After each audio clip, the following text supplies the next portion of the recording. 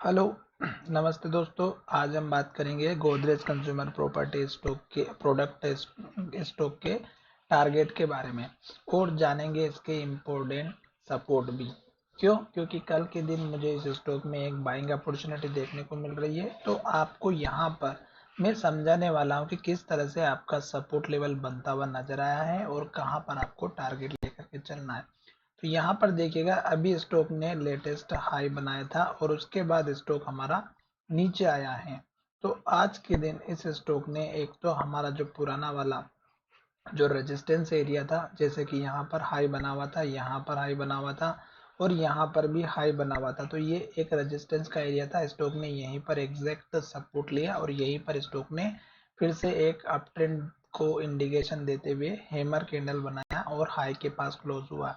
अब स्टॉक जैसे ही हमारा इस कैंडल के हाई का ब्रेकआउट करता है, तो आपको एक छोटा सा टारगेट जो लेकर के चलना है वो तो छोटा सा रहेगा 1314 का। और बड़े टारगेट की अगर हम बात करें तो आपको यहाँ पर लेकर के चलना है 1350 का पहला टारगेट और दूसरा टारगेट आपको लेकर के चलना है 1370 का। तो ये दो टारगेट आपके रहेंगे। साथ ही स्टॉक अभी हमारा अप ट्रेंड को इंडिकेशन दे रहा है, स्टॉक हमारा अप ट्रेंड में फॉलो कर रहा है।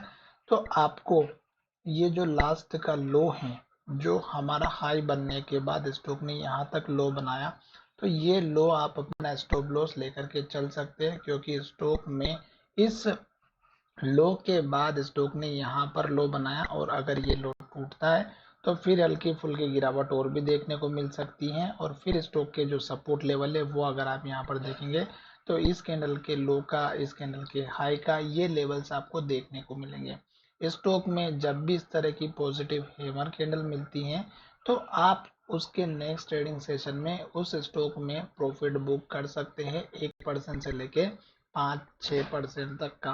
तो यहाँ पर यही रीजन है कि स्टॉक में एक अप ट्रेंड आता हुआ नजर आएगा, क्योंकि यहाँ पर एक तो स्टॉक ने सपोर्ट लिया है, 2-3 दिन से गिरावट चल रही थी और आज स्टॉक ने हमारी गिरावट दिखाई पर हाई के पास क्लोज होते हुए नजर आया है।